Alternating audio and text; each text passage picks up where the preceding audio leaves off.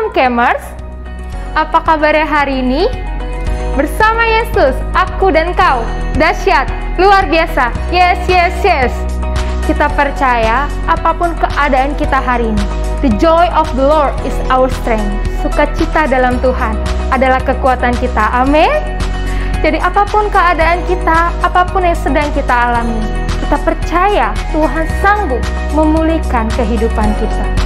Tetap sukacita ya Bapak Ibu Kemers. Sebelum kita memulai ibadah, ada beberapa informasi yang ingin saya sampaikan. Setiap hari Minggu jam 9 pagi di YouTube GBI Kabar Baik selalu ada ibadah. Jadi pastikan sebelum jam 9 pagi kita sudah siap di depan layar laptop atau di depan layar handphone kita dan siap merasakan lawatan Tuhan terjadi dalam hidup kita. Di sore harinya jam 3:30 sore ada ibadah khusus remaja dengan tema CIA Christian in Action. Fellowship ini khusus untuk putra-putri kelas 6 SD sampai 3 SMP. Ada keseruan menarik di dalamnya dan ibadah ini dilakukan secara online melalui aplikasi Zoom Meeting dan YouTube GBI Kabar Baik. Untuk memasuki Zoom, linknya akan dibagikan setiap hari Minggu di grup WhatsApp yang tersedia. Dan tanggal 22 Agustus ada sesuatu yang spesial karena putra-putri akan merayakan hari kemerdekaan. Jadi pastikan untuk hari ini dan juga minggu-minggu ke depan putra-putri bisa ikut beribadah di Fellowship JC dengan tema CIA. Setiap hari kita ada doa pagi antara jam 5 sampai jam 6 pagi. Dan malam harinya, di hari Senin, Selasa, Kamis, dan Jumat, kita ada menara doa dari jam 6 sampai jam 7 malam. Khusus di hari Rabu, menara doa dilakukan jam 8 sampai jam 9 malam. Doa pagi yang dilakukan setiap hari, ataupun menara doa dari hari Senin sampai Jumat, dilakukan di rumah masing-masing. Kami mengundang para Kemers untuk sama-sama bersepakat berdoa untuk pelayanan gereja, sekolah, bahkan setiap pergumulan kita dan untuk bangsa kita Indonesia. Di hari Sabtu ada ibadah Sabtu Ceria, ibadah khusus untuk anak-anak. Dilakukan di YouTube GBI Kabar Baik setiap hari Sabtu jam 4 sore. Ada sesuatu yang spesial juga Bapak Ibu, karena ibadah Sabtu Ceria mengadakan perlombaan yang videonya dikumpulkan hari ini paling lambat ke Kak Heni atau Saudari Heni. Jadi untuk Bapak Ibu yang memiliki putra-putri, anak-anak boleh diajak untuk berpartisipasi mengikuti perlombaan 17-an dari Sabtu Ceria. Dan di malam harinya kita ada ibadah doa malam melalui aplikasi Zoom Meeting dilakukan jam 7 malam di hari Sabtu. Kami mengundang untuk Bapak Ibu yang bisa mengikuti, boleh bergabung bersama. Dan link Zoom-nya akan dibagikan di grup WhatsApp yang tersedia. Setelah ibadah, kita juga akan memberikan persembahan, ucapan syukur ataupun persepuluhan yang bisa ditransfer ke rekening BCA dengan nomor account 066-156-1903 atas nama GBI Kabar Baik. Dan jika Bapak Ibu ingin berpartisipasi dalam persembahan pembangunan rumah Tuhan, bisa mentransfer ke rekening BCA dengan nomor 870-532-8940 atas nama Deborah Asima Rohayani dan Tio Mari. Kami mengucapkan terima kasih atas kesetiaan Bapak Ibu menabur di tempat ini. Kiranya Tuhan memberkati setiap kita. Dan sebentar kita akan memulai ibadah hari ini. Pastikan setiap kita memuji dan meninggikan Tuhan dengan penuh antusias. Selamat beribadah, Tuhan Yesus memberkati. Shalom Bapak Ibu Saudara-saudari. Apa kabarnya hari ini? Bersama Yesus, aku dan kau, dahsyat, luar biasa. Yes, yes, yes. Kita percaya dalam Tuhan, kita tetap dahsyat dan luar biasa, amin. Kita mau mulai ibadah pagi hari ini. Saya undang Bapak Ibu Saudara-saudari untuk bangkit berdiri dalam hadirat Tuhan. Kita mau mulai dengan doa. Tuhan, kami bersyukur untuk pagi hari ini. Kami bersyukur untuk kebaikan Tuhan dalam hidup kami setiap harinya yang selalu baru. Dan pada pagi hari ini kami mau menaikkan ucapan syukur kami. Kami mau meninggikan Tuhan di atas segala permasalahan hidup kami. Biar Engkau bertata di tengah-tengah kami, dimanapun kami beribadah. Kami percaya kuasa Tuhan, lawatan Tuhan tetap nyata. Terpujilah nama Tuhan. Di dalam nama Tuhan Yesus kami berdoa dan bersyukur. Yang siap meninggikan nama Tuhan bersama dengan saya katakan amin. Kita mau angkat pujian, sungguh bila Tuhan bersama dengan kita, siapa pahlawan kita? Amin. Boleh sampai kanan kiri yuk. Kami tetap bertahan sebab ada Tuhan di pihak kami. Kaulah Bapa kami itu.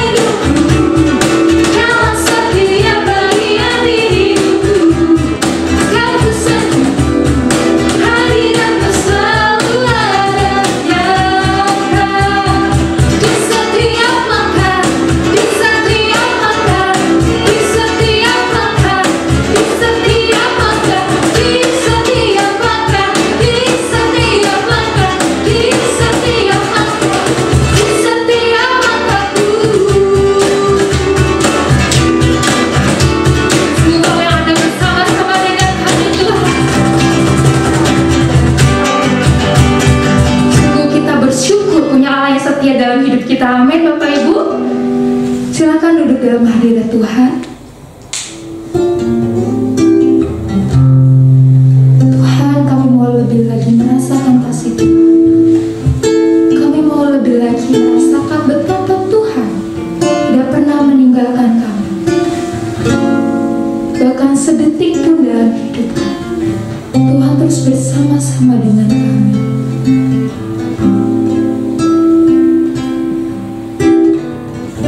Kita mau katakan, Kau Bapa kami yang setia.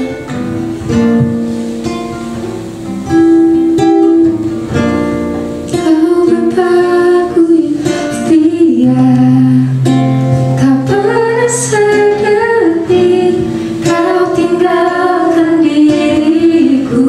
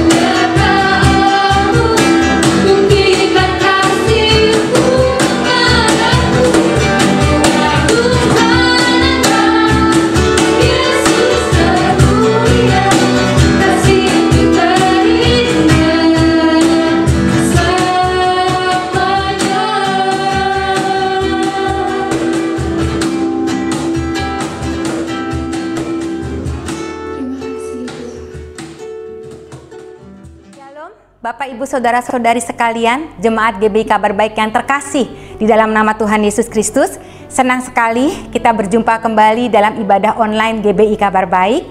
Dan tema yang diberikan oleh Bapak Gembala kita sepanjang bulan Agustus ini adalah Endurance the Stand, yang diambil dari 1 Korintus 15 ayat 58. Tetapi sebelumnya kita akan berdoa terlebih dahulu.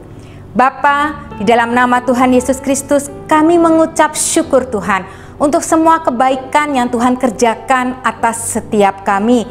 Kami boleh merasakan kesehatan, kekuatan daripada Tuhan.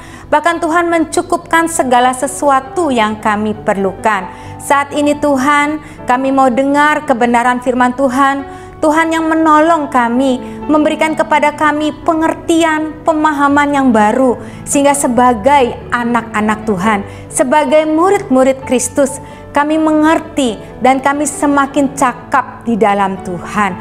Terima kasih Bapa yang baik, kami mau serahkan waktu ini ke dalam tangan Tuhan. Di dalam nama Tuhan Yesus Kristus, haleluya, amin. Ya, Bapak, Ibu, Saudara-saudari sekalian, tema kita Endurance the Stand. Tadi saya sudah sampaikan bahwa ini diambil dari 1 Korintus 15 ayat 58. Bunyinya demikian. Karena itu, saudara-saudara yang terkasih, berdirilah teguh, jangan goyah, dan giatlah selalu dalam pekerjaan Tuhan. Sebab kamu tahu bahwa dalam persekutuan dengan Tuhan, jerih payahmu tidak sia-sia. Nah, dalam 1 Korintus 15 ini, Rasul Paulus ini bicara mengenai kebangkitan. Ya, di pasal yang pertama, Rasul Paulus bicara mengenai kebangkitan Kristus. Lalu kemudian Rasul Paulus berbicara mengenai kebangkitan kita, dan kemudian ditutup mengenai kebangkitan tubuh. Nah, kenapa Rasul Paulus berbicara mengenai kebangkitan? Ya, karena pada saat itu jemaat di Korintus mereka tidak percaya bahwa ya tubuh yang fana ini itu akan dibangkitkan kembali. Pada sangat jelas sekali dikatakan oleh Rasul Paulus di sini ada tubuh surgawi dan juga ada tubuh duniawi. Tetapi kemuliaan tubuh surgawi itu lain daripada kemuliaan tubuh duniawi.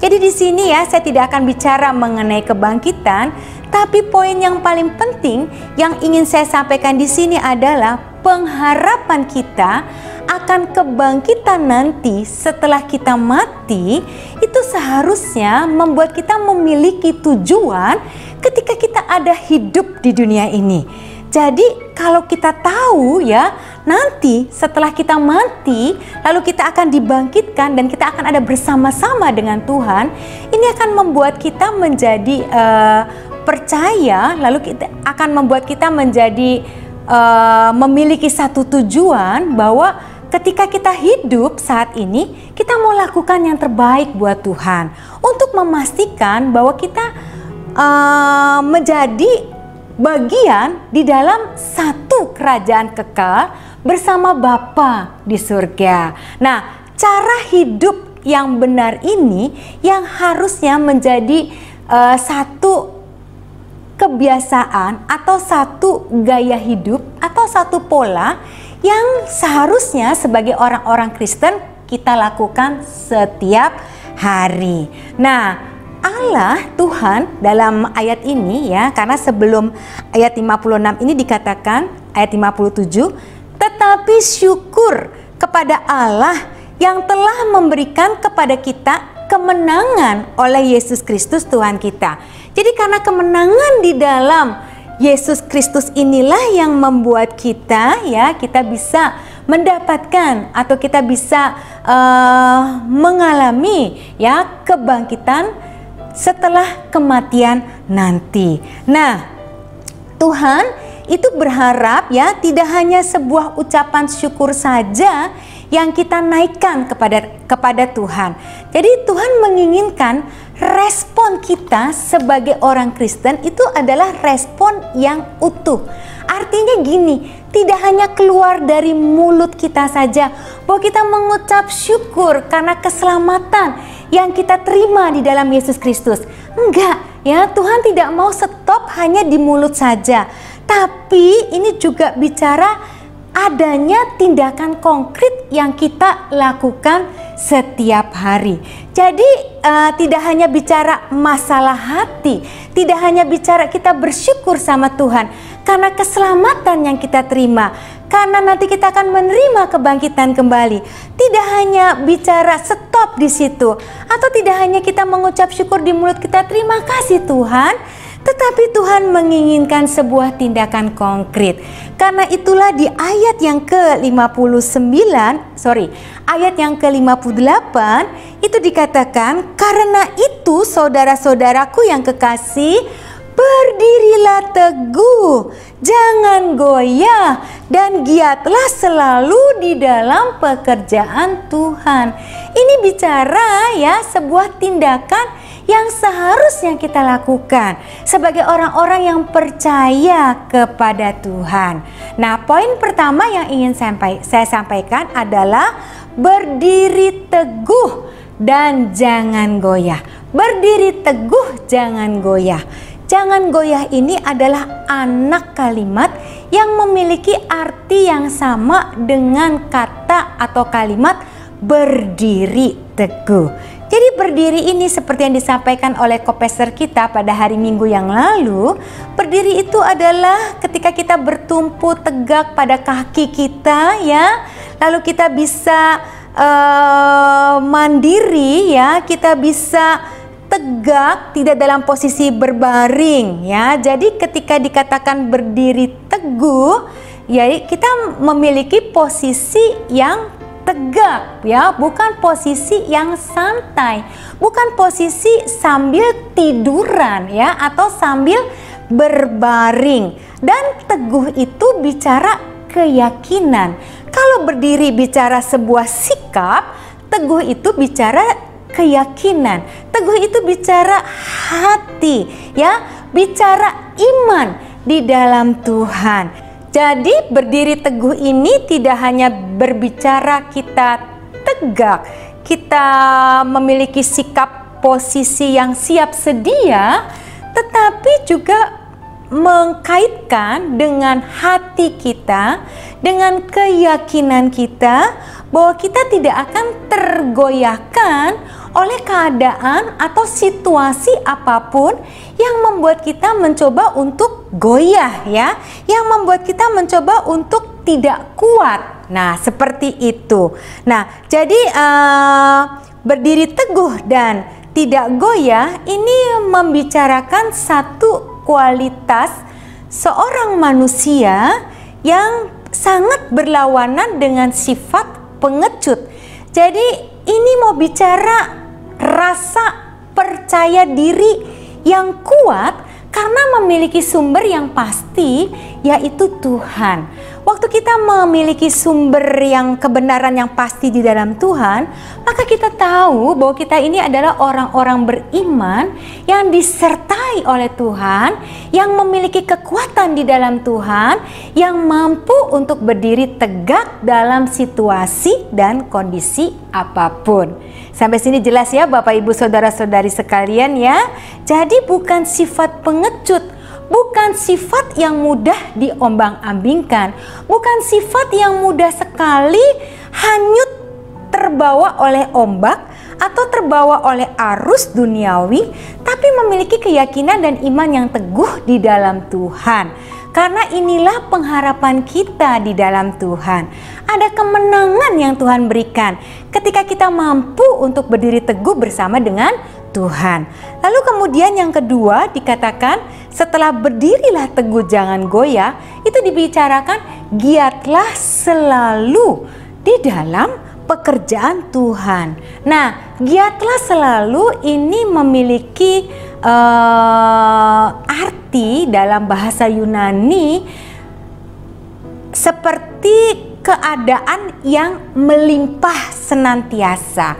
Jadi melimpah ya, ini bicara kuantitas atau bicara kualitas juga, di mana semuanya meluber ya, di mana semuanya tumpah di semua sisi. Jadi kalau kita bicara sesuatu yang giat, kita juga berbicara adanya kualitas atau kuantitas yang kita berikan itu melimpah di semua sisi. Waktu kita melakukan sesuatu, waktu kita mengerjakan sesuatu, itu betul-betul kita bisa mengerjakannya sampai orang melihat good ya, sampai orang bisa melihat wow, luar biasa pekerjaan yang dikerjakan oleh ibu ini. Kenapa? Karena melakukannya atau mengerjakannya itu sampai tumpah di semua sisi ya. Jadi dikerjakan sampai selesai dan memiliki kualitas yang bagus, memiliki kualitas yang sempurna. Ini yang Tuhan inginkan ya. Makanya Tuhan bilang, giatlah selalu di dalam pekerjaan Tuhan. Nah, pekerjaan Tuhan ini ya, pekerjaan itu selalu dikaitkan dengan keadaan yang susah dan payah. Jadi pekerjaan yang dimaksud ini bukan pekerjaan santai, bukan pekerjaan yang hanya kita bisa lakukan sambil lalu, tapi pekerjaan yang menimbulkan keadaan susah dan payah, sehingga waktu melakukannya kita bisa melakukannya dengan maksimal di dalam Tuhan. Nah, Tuhan mau kita giat selalu di dalam pekerjaan Tuhan. Nah, pekerjaan Tuhan ini apa yang Tuhan inginkan sampai keadaannya itu menimbulkan susah payah? Itu seperti apa? Nah, pekerjaan Tuhan yang dimaksud ini sebenarnya adalah tugas dari semua orang Kristen. Apa tugas kita? Kita mau berlomba-lomba untuk membangun orang-orang di sekitar kita supaya mereka mengenal Tuhan sebagai Tuhan dan juru selamat dalam hidup mereka. Mereka mengenal Yesus sebagai Tuhan dan juru selamat di dalam kehidupan mereka. Jadi pekerjaan ini ya, tugas kita atau tanggung jawab kita sebagai orang Kristen, yaitulah amanat agung. Ya, kita mau bersama-sama menyampaikan atau pergi mengabarkan kabar baik ini kepada begitu banyak orang yang mereka belum mengenal Yesus sebagai Tuhan dan juru selamat di dalam kehidupan mereka. Jadi tanggung jawab kita dan tugas kita adalah kita mau berlomba-lomba ya, untuk kita membangun jemaat yang ada, membangun orang-orang sekitar kita. Kita mau mengabarkan kabar baik ini kepada begitu banyak orang yang ada di sekitar kita ya, sehingga waktu pekerjaan Tuhan ini kita lakukan dengan giat, ini akan menghasilkan jemaat-jemaat yang mereka bisa endurance, yang mereka bisa bertahan untuk selama-lamanya dalam keadaan dan situasi apapun yang sedang menimpa mereka. Kenapa? Karena mereka tahu bahwa mereka memiliki Tuhan ya, mereka memiliki Yesus ya sebagai juru selamat dalam hidup mereka yang tidak akan tergoyahkan oleh apapun juga. Nah, karena itulah kabar baik ini harus diberitakan, harus diceritakan, harus disampaikan kepada banyak orang-orang di sekitar kita. Karena ketika kita berharap hanya kepada Yesus, ketika kita bergantung kepada Yesus dan kita fokus kepada Yesus, maka kita akan bisa menghasilkan, atau kita sendiri sebagai orang percaya, kita bisa menjadi orang-orang yang bertahan dalam keadaan dan situasi apapun. Karena apa? Karena ada Tuhan di dalam diri kita.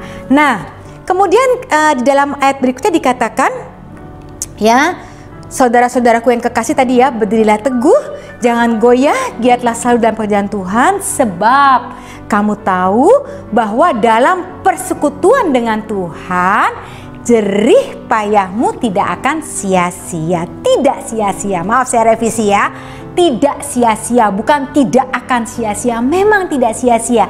Apa yang kita lakukan ketika kita mengabarkan amanat agung, kita mengabarkan kabar baik ini, semua tidak sia-sia di dalam Tuhan ya. Nah, kenapa? Karena ada keyakinan, karena ada sebuah persekutuan, ada hubungan, ada relasi yang bagus dengan Tuhan. Waktu kita giat dalam pekerjaan Tuhan, Tuhan mau kita melakukannya di dalam persekutuan dengan Tuhan. Nah, persekutuan dengan Tuhan ini membicarakan tidak hanya hubungan kita, relasi kita dengan Kristus, dengan Tuhan, tapi juga bagaimana hubungan kita dengan Roh Kudus, bagaimana hubungan kita dengan sesama yang ada di sekitar kita.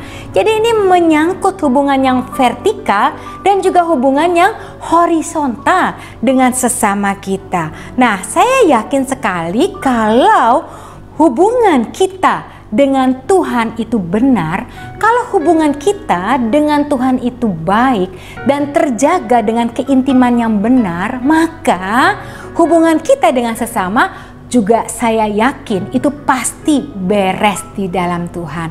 Sehingga semua yang kita lakukan tadi ya, kita berdiri teguh, tidak goyah, giat selalu dalam pekerjaan Tuhan, itu semua tidak sia-sia. Kenapa? Karena ada Tuhan, ada persekutuan di dalam Tuhan yang akan membuat kita berhasil dan menang di dalam segala sesuatu yang kita kerjakan. Jadi ini yang ingin saya sampaikan di dalam minggu ini, bahwa ketika kita giat di dalam Tuhan, ketika kita melakukan pekerjaan Tuhan ini, percayalah bahwa kita tidak sendiri. Kita bersama dengan Tuhan. Tuhan ada bersama dengan kita. Dan pastikan bahwa kita memiliki hubungan yang baik dengan Tuhan. Ini akan menjaga kita untuk kita bisa endurance. Yang menjaga kita untuk kita bisa bertahan dalam situasi apapun yang sedang kita alami hari-hari ini. Bapak, Ibu, Saudara-saudari, saya akan tutup dengan kisah pohon kurma. Ya, jadi pohon kurma ini adalah satu-satunya tanaman yang dapat hidup di tengah padang pasir, di tengah gurun pasir, dan sehebat apapun, sebesar apapun badai yang menimpa pohon kurma ini, dia akan tetap bisa berdiri teguh dan tidak goyah. Dia bisa endurance the stand ya. Nah, kenapa pohon kurma bisa endurance the stand? Nah, saya mau kasih tahu rahasianya. Jadi biji kurma itu ditanam di dalam tanah itu sejauh kurang lebih 2 sampai dengan 3 meter kedalamannya. Lalu kemudian di atas biji kurma itu akan ditaruh batu-batuan di atasnya. Nah, yang menarik adalah biji kurma itu tidak langsung bertunas ke atas, tapi dia akan berakar ke bawah. Dan akar dari buah kurma yang ditanam ini, dia akan bisa merambat sampai kedalaman puluhan bahkan ratusan meter, sampai pohon kurma ini atau buah kurma ini mendapatkan sumber air yang dia temukan. Ketika benih ini mendapatkan sumber air yang didapatkan, maka biji kurma ini akan mulai bertunas ke atas ya. Dia akan bertunas ke atas karena dia sudah punya sumber air yang kuat. Maka ketika dia bertunas ke atas, batu-batuannya di atas itu mampu dia pecahkan ya, mampu dia lewati, dan dia akan terus merambat ke atas sampai ke permukaan ya. Inilah yang membuat pohon kurma itu bisa endurance the storm di tengah badai apapun. Jadi kalau ada orang-orang yang sedang berjalan di gurun pasir dan dia menemukan pohon kurma, maka itu bisa dipastikan akan ada kehidupan di situ, atau sudah bisa dipastikan bahwa di situ ada kehidupan. Kenapa? Karena pohon kurma itu sudah mendapatkan sumber airnya. Nah, dari ilustrasi ini ya, saya mau sampaikan ya, bahwa seharusnya kita sebagai orang Kristen itu juga harus memiliki sumber air yang kuat di dalam Tuhan. Kalau kita punya sumbernya yaitu Tuhan dan kebenarannya yaitu firman Tuhan, ini akan membuat kita bisa endurance the stand. Ya, ini akan membuat kita bisa bertahan. Ya, akan membuat kita bisa berdiri teguh dan tidak goyah. Ini yang membuat kita bisa giat di dalam pekerjaan Tuhan. Jadi persekutuan dengan Tuhan ini menjadi sesuatu yang sangat penting sekali. Seberapa kuat fondasi kehidupan yang kita tanam, ya, seberapa kuat hubungan yang kita bangun bersama dengan Tuhan, seberapa kokohnya kita memiliki hubungan yang kuat di dalam Tuhan, kita memiliki waktu yang khusus bersama dengan Tuhan, itu yang akan membuat kita sanggup untuk endurance the stand. Nah, saya percaya Bapak Ibu Saudara-saudari sekalian, apapun yang sedang kita alami hari-hari ini, pergumulan, masalah, bahkan cobaan, godaan yang sedang kita hadapi di saat pandemi ini, kalau kita bersama dengan Tuhan, kalau kita memiliki sumber yang kuat di dalam Tuhan, yaitu kebenaran firman Tuhan, yaitu Tuhan itu sendiri, itu akan membuat kita kokoh berdiri dengan tegap dalam keadaan dan situasi apapun seperti yang kita alami hari-hari ini. Dan saya juga percaya pelayanan di Kabar Baik ini tetap bisa berdiri teguh, tetap bisa giat di dalam pekerjaan Tuhan, karena kita memiliki orang-orang di dalamnya yang mereka memiliki persekutuan yang baik dengan Tuhan. Kita punya orang-orang yang sungguh memiliki hubungan yang dekat dengan Tuhan. Ini akan membuat kita bisa endurance the stand. Demikian juga dengan semua jemaat yang ada. Hari ini saya mengajak kita semua, yuk kita mulai mencari sumber airnya, ya. Kita mulai datang kepada Tuhan. Kita mulai dekat dengan Tuhan dalam persekutuan dengan Tuhan melalui doa pagi kita, melalui pembacaan saat teduh kita setiap hari. Kita mau lakukan ini dengan setia. Amin. Bapak, Ibu, Saudara-saudari sekalian, kita akan tutup di dalam doa. Bapa, dalam nama Tuhan Yesus Kristus, terima kasih Tuhan yang baik. Kami mengucap syukur melalui firman Tuhan hari ini. Tuhan mengingatkan kembali kepada kami untuk kami tetap endurance the stand. Kami mau berdiri dengan teguh, memiliki keyakinan dan iman yang kuat di dalam Tuhan, bahwa di dalam persekutuan dengan Tuhan, ketika kami membangun hubungan dengan Tuhan, ketika kami melekat dengan Tuhan, maka kami bisa mengatasi segala sesuatu yang datang dalam diri kami, badai, ya, cobaan, atau mungkin itu pergumulan yang besar yang sedang kami hadapi. Bersama dengan Tuhan, kami akan cakap menjadi orang-orang pemenang, menjadi pemenang-pemenang dalam kehidupan ini Tuhan. Terima kasih Bapa yang baik. Bila mulai hari ini kami mendapatkan sumber yang tepat, yaitu Tuhan dan kebenaran firman Tuhan. Ini akan selalu melekat di dalam hati kami, di dalam hidup kami, di dalam jiwa kami, di dalam setiap kegerakan kami, di dalam setiap langkah kami. Terima kasih Bapa yang baik. Kami mengucap syukur untuk firman Tuhan pada hari ini. Dan sebelum kami melanjutkan aktivitas kami berikutnya, sebelum kami masuk dalam minggu yang baru, kami mau mengarahkan hati kami. Kami mau mengangkat kedua tangan kami dan kami mau terima berkat daripada Tuhan. Bapak, Ibu, Saudara-saudari sekalian yang terkasih dalam nama Tuhan Yesus Kristus, diberkatilah rumah tanggamu, diberkatilah keluargamu, diberkatilah pekerjaanmu. Bila kiranya kasih, sukacita, dan berkat Allah yang melimpah akan selalu menyertai kita mulai dari saat ini sampai selama-lamanya. Di dalam nama Tuhan kami Yesus Kristus, kita semua yang diberkati oleh Tuhan, sama-sama dengan saya katakan amin. Selamat hari Minggu.